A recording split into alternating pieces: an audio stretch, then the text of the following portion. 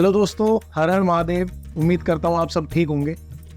हमारी जर्नी का next part शुरू होने जा रहा है। अगर आप मेरे व्लॉग्स को फॉलो कर रहे होंगे तो आपको पता होगा कि ज़्यादा 11 ज्योतिर्लिंग और 3 धाम हमने पूरे कर लिए हैं। नेक्स्ट हमारी जर्नी में हम उत्तराखंड की तरफ जा रहे हैं, जहाँ पे हमारा 12वां ज्योतिर्लिंग केदारनाथ और बद्रीनाथ जो धाम है चौथा, वो हमें पूरा करना है। साथ ही साथ हम उत्तराखंड की जो 4 धाम है, केदारनाथ, बद्रीनाथ, गंगोत्री, यमुनोत्री, वहाँ पे भी जाने का हमारा प्लान है। दिल्ली आने के कुछ रीजंस थे हमारे। एक तो हमें गाड़ी चेंज करनी थी। ईवी में हमने 11 ज्योतिर्लिंग और 3 धाम जब सफ़र करे और फिर उसके बाद हमने देखा पहाड़ों में जाते हुए उत्तराखंड की साइड ईवी के चार्जिंग स्टेशन स्पेशली ऋषिकेश के बाद ऐसा सच नहीं है। बहुत ज़्यादा दिक्कत हमें होती, मतलब होटलों में या तो स्लो चार्ज करनी पड़ती, टाइम हमारा बहुत ज़्यादा वेस्ट होता, तो उसमें प्रॉब्लम थोड़ी ज़्यादा थी। कपड़े वगैरह भी हमें चेंज करने थे, धुलवाने वगैरह थे, तो फिर उस वजह से हम रुके दिल्ली आकर। अब नेक्स्ट पार्ट हमारी जर्नी का हम स्टार्ट करने जा रहे हैं। जैसा कि आप देख सकते हैं बैग पैक हो गया, ये भी बैग पैक हो चुके हैं। अभी रात के बज रहे हैं 8:30 और लगभग आधे घंटे में 9 सवा 9 बजे तक हम निकल जाएंगे दिल्ली से। आगे आपको दिखाएंगे उत्तराखंड में केदारनाथ बद्रीनाथ की यात्रा। तो चलिए आगे व्लॉग में मिलते हैं। हर हर महादेव। दोस्तों, जब आप दिल्ली से बद्रीनाथ की तरफ सफ़र करेंगे तो हरिद्वार ऋषिकेश क्रॉस करने के बाद आपके रास्ते में प्रयाग पड़ेंगे। पंच प्रयाग जिन्हें कहते हैं, ये वो स्थान है जहाँ पे पवित्र नदियाँ मिलती हैं।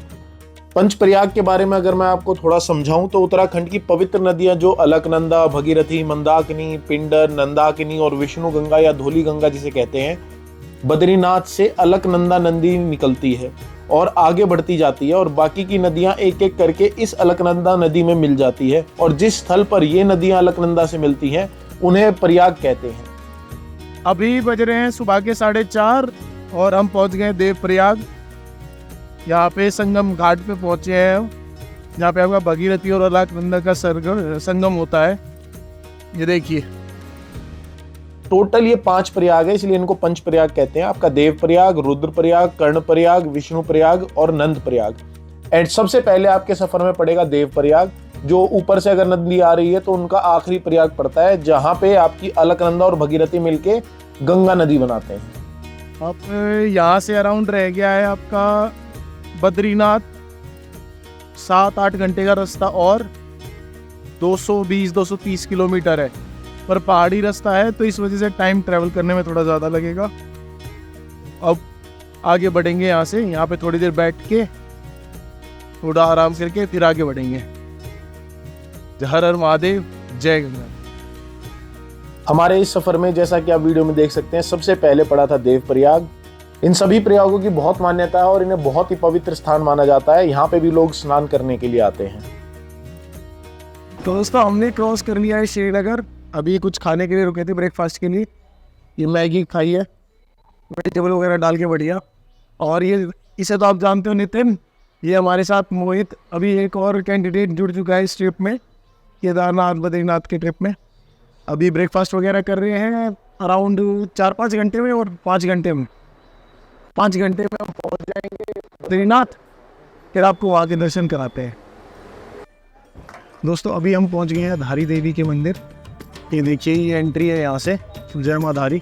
इन्हें चारों धाम की रक्षक माना जाता है और माना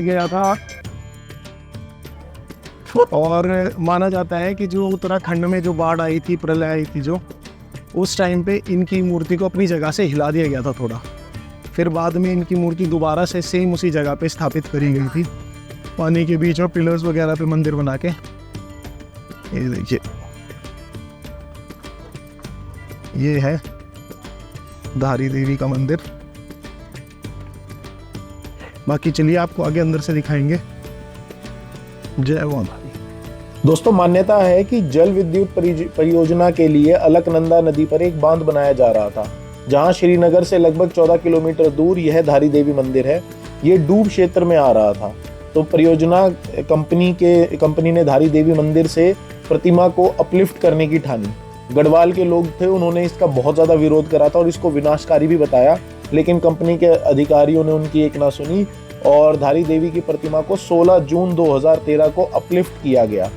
उसी दिन केदारनाथ में जल प्रलय आ गया और सैकड़ों लोग काल के गाल में समा गए। इस विनाशकारी आपदा के लिए गढ़वाल के लोग परियोजना कंपनी को ही दोषी मानते हैं और मानते हैं कि धारी देवी का ही प्रकोप था, उन्हें अपनी जगह से हिलाया गया, उसी वजह से ये प्रलय आई थी। और यहाँ से मंदिर का भी व्यू बड़ा अच्छा आता है। यहाँ नीचे खड़े होकर पिक वगैरह क्लिक करेंगे तो बड़ी अच्छी आती है। यहाँ पे चप्पल उतार के यहीं पे देखिए मंदिर की एंट्री है।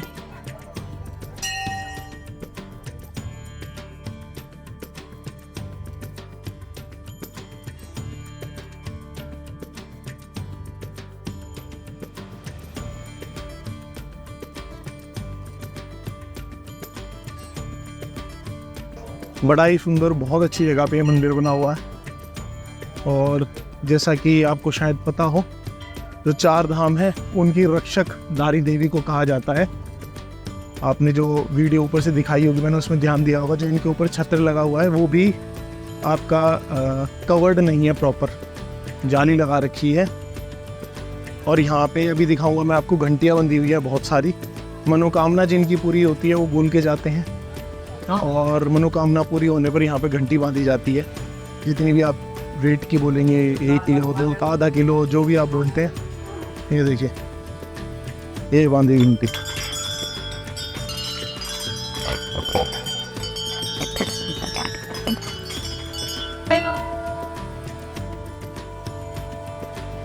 वाह, मंदिर का प्रवेश द्वार। चलिए अब अंदर दर्शन करते हैं धारी देवी के। तो दोस्तों, हमने कर लिए हैं धारी देवी के दर्शन।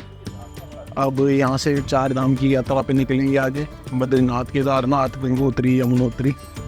और एक और चीज़ आपको धारी देवी के बारे में बताऊँ, जो यहाँ पे अंदर मूर्ति आपने देखी जो लगी हुई है माता की, उसका माना जाता है कि वो 3 टाइम पे अलग अलग रूप दिखाती हैं। जैसे अगर आप मॉर्निंग के टाइम आएंगे तो उस टाइम पे आपको एक बच्ची के रूप में, छोटी बच्ची के रूप में दिखाई देती है, मतलब कम उम्र की।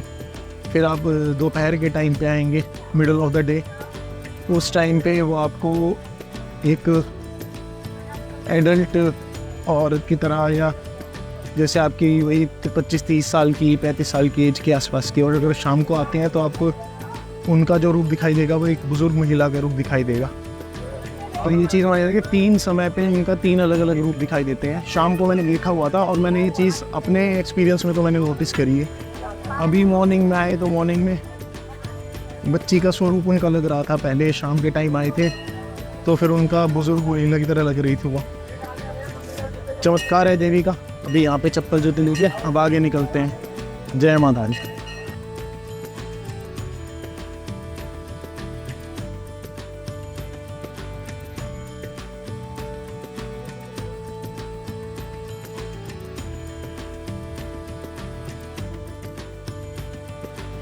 दोस्तों, अब जा रहे हैं हम नहाने के लिए।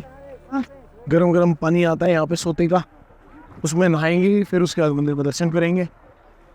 यहाँ वैसे मंदिर के पास काम बड़े जोरों शोरों से चल रहा है, कंस्ट्रक्शन का, डेवलपमेंट का। और ये व्यू देखिए आप,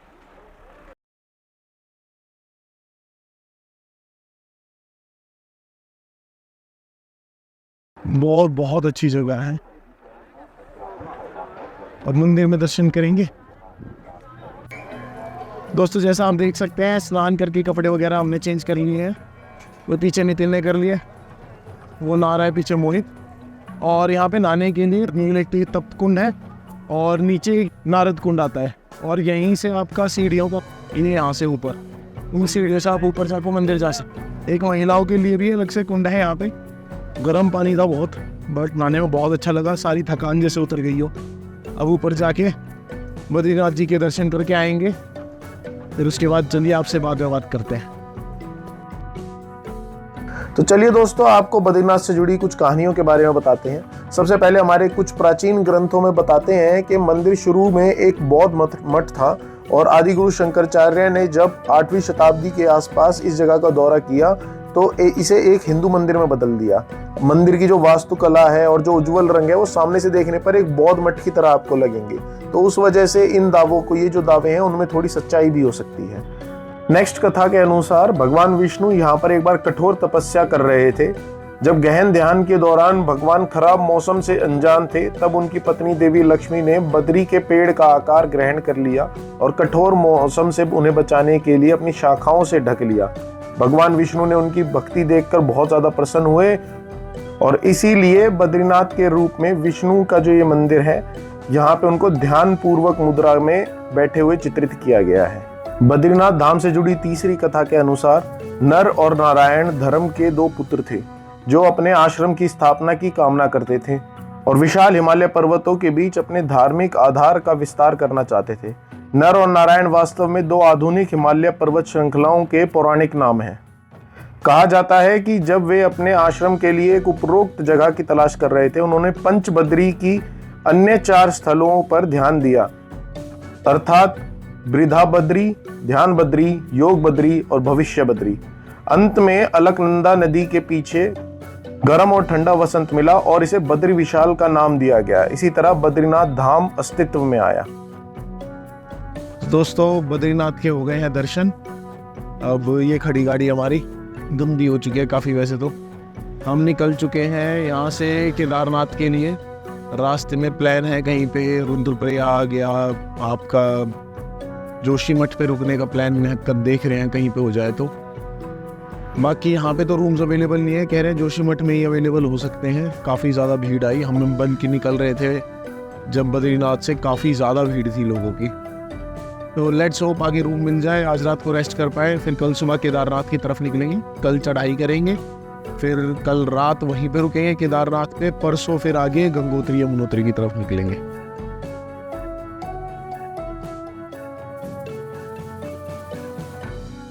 गुड मॉर्निंग दोस्तों, हर हर महादेव। उम्मीद करता हूँ आप सब ठीक होंगे। जैसा कि आपने पिछले व्लॉग में देखा होगा, हमने बद्रीनाथ जो है उसके दर्शन कर लिए हैं और इसी के साथ हमारे 4 धाम भारत के कंप्लीट हो गए। अब नेक्स्ट डेस्टिनेशन है हमारी केदारनाथ और 12 ज्योतिर्लिंग भी हमारे कंप्लीट हो जाएंगे। अब प्लान हमारा ये भी है कि जब हमने बद्रीनाथ के दर्शन कर लिए तो उत्तराखंड के जो आपके 4 धाम हैं, बद्रीनाथ, केदारनाथ और गंगोत्री और यमुनोत्री, उनके भी दर्शन हम करेंगे। केदारनाथ के बाद नेक्स्ट वहीं निकलेंगे। अभी हमने रूम लिया था यहाँ पे रात को रुकने के लिए। ब्रेकफास्ट वगैरह देख सकते हैं आप, हो गया है हमारा। हर हर महादेव। ब्रेकफास्ट हमारा हो गया है। अब यहाँ से निकलेंगे अपनी नेक्स्ट डेस्टिनेशन की तरफ। रूम काफ़ी अच्छा था, खाना भी अच्छा। ये देखिए व्यू। जोशीमठ से थोड़ा आगे आके रुके थे हम और यहाँ पे आपको कहीं भी रूम लेंगे व्यू तो आपको अच्छा मिलना ही है। बाकी चलिए आगे आपसे मुलाकात होगी। अब अपना निकलते हैं नेक्स्ट डेस्टिनेशन की तरफ। हर हर महादेव।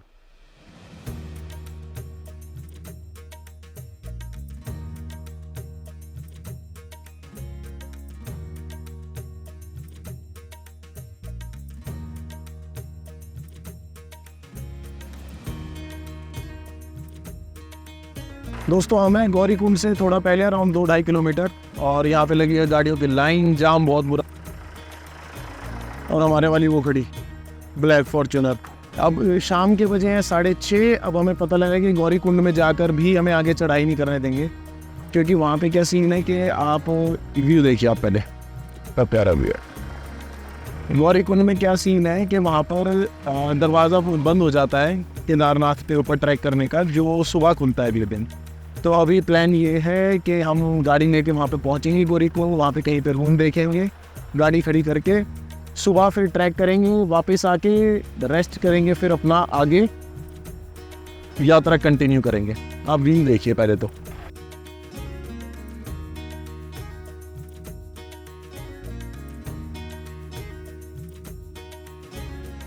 यहाँ पे के चलते बात वही है कि थकान आपको बिल्कुल महसूस नहीं होती। जहाँ आप जाओगे बहुत ही सुंदर सुंदर सीनरी की तरह, जैसे पेंटिंग कोई पेंट कर रखी हो, ऐसे ऐसे नज़ारे देखने को मिलते हैं। तो थकान तो ऐसा इतनी होती नहीं। और सेम मुझे लगता है कि केदारनाथ के ऊपर चढ़ाई करते हुए होगा। आपको वहाँ के भी नज़ारे दिखाएंगे। अभी चलते हैं हम गाड़ी में, लेते हैं रेस्ट, बाकी चल पड़ा धीरे धीरे, प्लीज स्टडी ही पहुँच जाएंगे। आपको आगे आगे मिलते हैं। गुड मॉर्निंग दोस्तों, हम अभी केदारनाथ ट्रैक के रास्ते में मतलब पहुंच रहे हैं। ट्रैक जहाँ पे होनी है वहाँ पे, यहाँ पे बहुत बुरा जाम था रास्ते में सारे हैं। पीछे से गाड़ी आ रही है तो गाड़ी हमने पीछे होटल ले लिया था शाम के टाइम, वहीं पे पार्क करके गाड़ी को रात को आराम करा। और सुबह मैंने कहा 3 बज रहे हैं सुबह के, सुबह अब चढ़ाई शुरू कर रहे हैं। पीछे होटल चले गए, यहाँ तक आगे तक ट्रैक तक मुझे लग रहा है पैदल ही जाना पड़ेगा, क्योंकि कोई ऐसी टैक्सी वगैरह कुछ ऐसा मिल नहीं रहा है। फिर आगे जाके देखेंगे, शायद सोनप्रयाग पे गौरीकुंड तक कुछ मिल जाए। सोनप्रयाग तक के लिए तो कुछ मिला नहीं। चलिए हर हर महादेव करते हैं ट्रैक, पहुँचते हैं भोले के पास। ये है देखो चढ़ाई का हिसाब, कितने किलोमीटर है, खच्चर वगैरह कितना चार्ज करते हैं, वो सब कुछ इसमें है। अगर आप आ रहे हो तो इसको देख सकते हो, कहाँ से कहाँ तक कितना खच्चर लेता है। चलिए हम पहुँच गए हैं सोनप्रयाग। अब यहाँ से देखेंगे, कहते हैं यहाँ पे टैक्सी वगैरह मिल जाती है गौरीकुंड तक के लिए, तो वो देखते हैं मिलती कहाँ है। आगे मिलती है तो वो लेके गौरीकुंड तक, वरना मुझे लग रहा है पैदल ही जाना पड़ेगा आगे तक आज। अभी यहाँ खड़े हुए रजिस्ट्रेशन की लाइन में, ये रही लाइन आगे, यहाँ से रजिस्ट्रेशन करा के फिर आगे बढ़ेंगे। बम बम बोले नितिन, हर हर महादेव। सुबह के बज रहे हैं 4:30, पहुँच गए हम गौरीकुंड और यहाँ से स्टार्ट करने वाले हैं चढ़ाई। पीछे जाम वगैरह में, और जो आपकी सोनप्रयाग से गाड़ियाँ चलती है, बोलेरो चलती है, टैक्सी पर 50 रुपये सवारी लेते हैं। उनमें आते आते इतना टाइम लग गया। अब बस चढ़ाई करके सीधा भोले बाबा के पास। हर हर महादेव।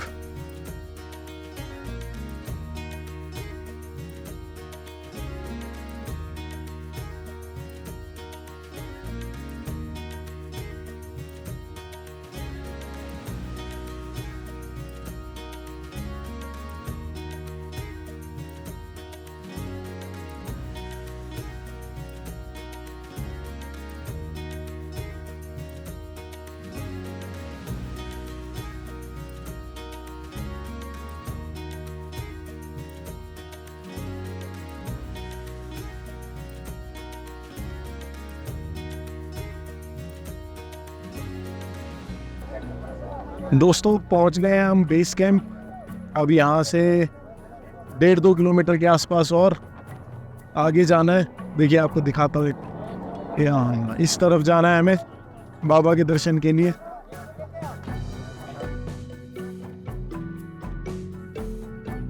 भीड़ तो काफ़ी ज़्यादा आई हुई है, सारे रास्ते में चलते हुए काफ़ी ज़्यादा दिक्कत आई, बाकी फिर भी पहुँच गए। अब बस बाबा के दर्शन हो जाए अच्छे से। हर हर महादेव।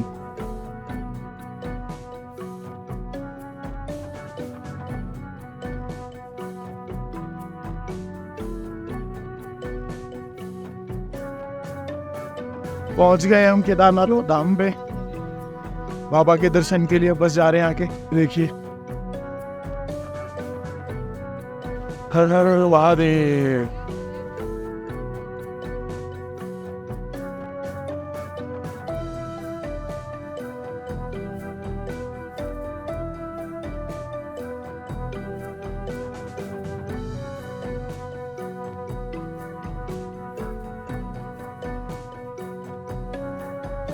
बहुत जद्दोजहद के बाद, इतना ट्रैवल करने के बाद, हमारा लास्ट 12वां धाम, 12वां ज्योतिर्लिंग फाइनली हमारे सामने है। ये दोस्तों फीलिंग ही अलग है, नहीं बता सकते ऐसे शब्दों में। आप आइए, करिए ये यात्रा, आप खुद समझेंगे। हर हर महादेव।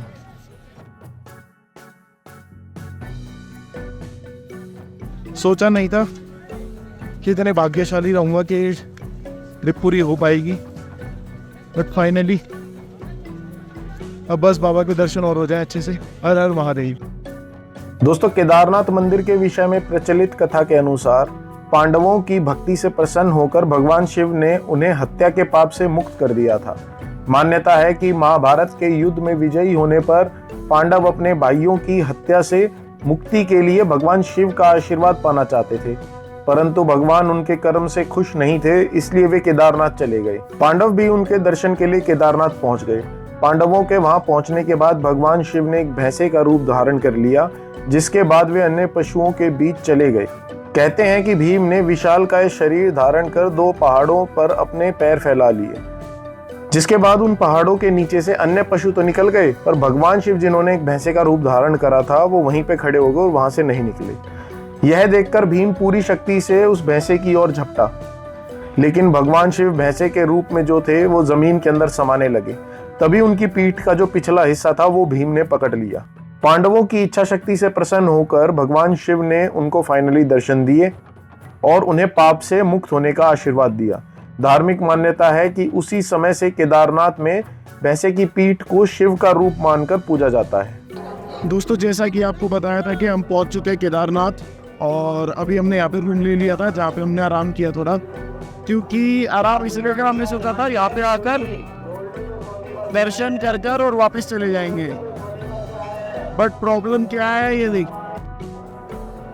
भीड़ इतनी ज़्यादा है कि नंबर आ जाना बहुत मुश्किल लग रहा था, तो हमने रूम ले लिया। और फिर एक इंस्टाग्राम पे है, अगर आप भक्त हैं केदारनाथ वगैरह को आप फॉलो करते हैं थोड़ा, तो आपने शायद सुना हो, मुसाफिर पुनीत भाई हैं, उन्होंने हमें बताया था, वो मिले थे यहाँ, उन्होंने हमें बताया कि टिकट मिलती है 5000 की, जिसमें आपको अगले दिन सुबह मंदिर के अंदर जाकर गर्भगृह में जाकर आपकी पूजा करवाई जाती है।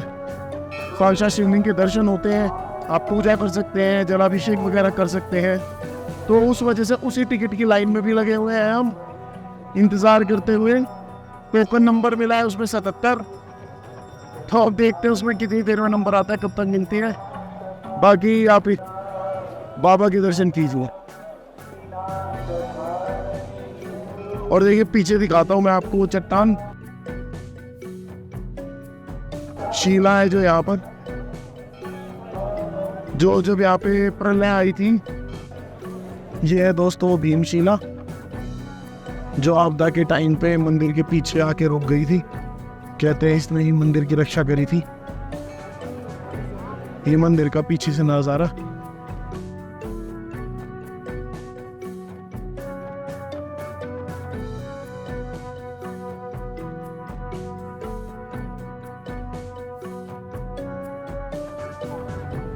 आसपास देखिए बादलों से ढके हुए हैं सारे के सारे पहाड़। थोड़ी देर पहले बारिश भी हुई थी और बादल देख के लग रहा है कि रात को फिर से होगी। और बाबा के यहाँ है तो बारिश तूफान किसी चीज का क्या डर। दोस्तों, महादेव के दर्शन हमारे हो गए हैं, बाबा केदारनाथ के दर्शन कर लिए। अब हम जा रहे हैं भैरव बाबा के दर्शन करने के लिए। ये जा रहा देखो रास्ता, यहाँ से ऊपर वहाँ भैरव बाबा हैं, उनके दर्शन करके आएंगे। अब आपको वहाँ पे भी ऊपर लेके चलते हैं। हर हर महादेव।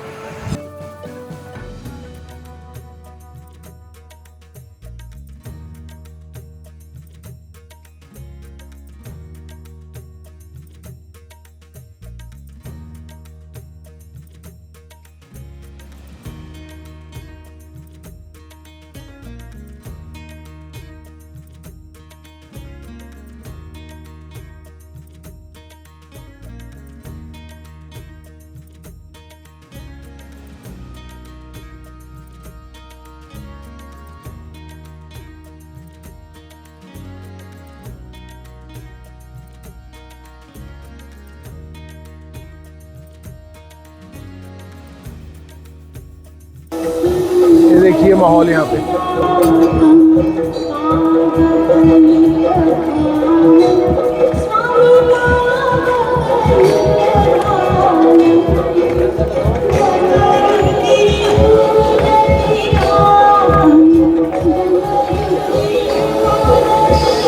हर हर महादेव।